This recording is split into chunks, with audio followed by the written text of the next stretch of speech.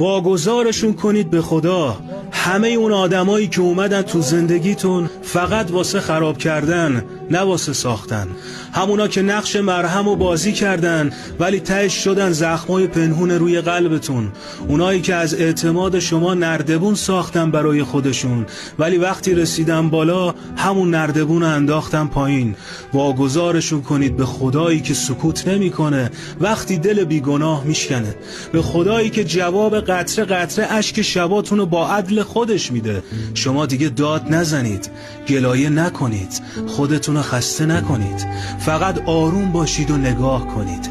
ببینید چطور دست روزگار آدما رو سر جاشون میذاره.